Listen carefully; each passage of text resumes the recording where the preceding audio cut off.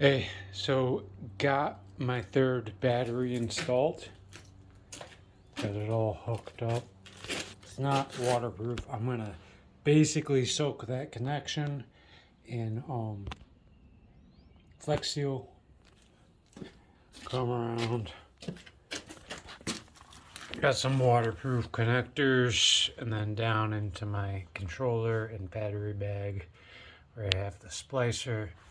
Now, with the two batteries going in tandem on my front motor, I do need to still upgrade the wire going to this, but I did notice it's not getting hot, but it's getting warm to the touch just on my kind of daily commute, which is to the gym, the supermarket, and back, what I consider kind of my minimum commute, or with the minimum demand I'm going to be putting on this bike.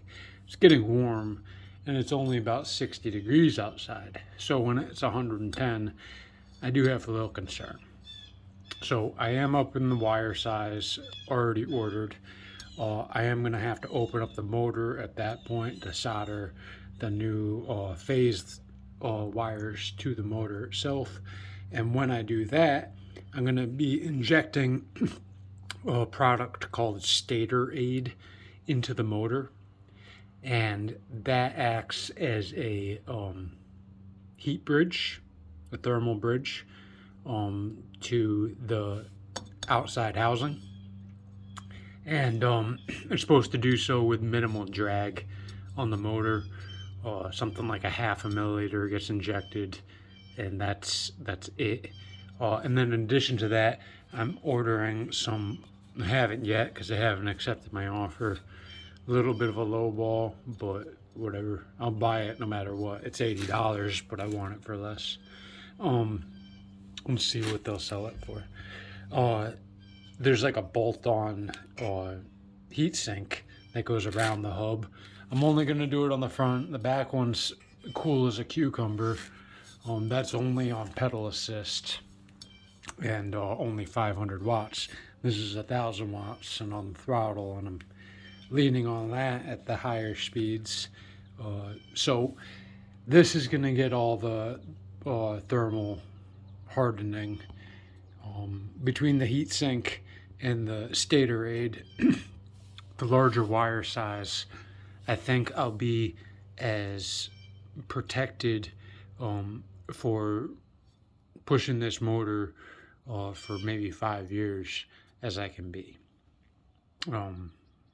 That's what I want. I want something that's not going to break down, not going to overheat. And there's other reasons besides preventing a breakdown.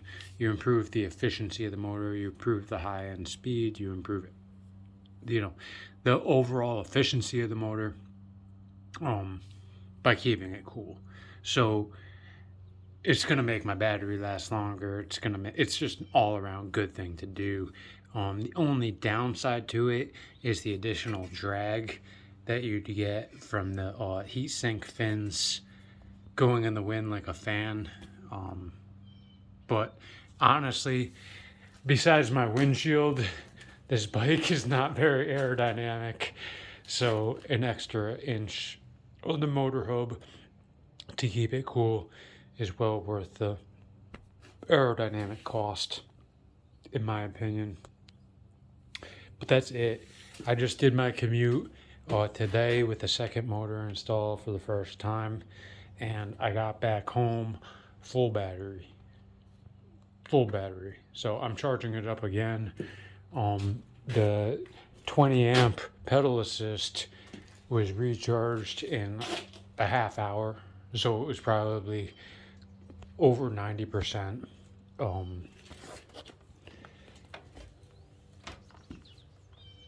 Those are still going for the 1,000, so those will probably go for an hour and a half because they probably did get down to 80% or so. But yeah, that's it. Thermal management. Gotta move the heat away from the things that break in the heat, and it's just that simple.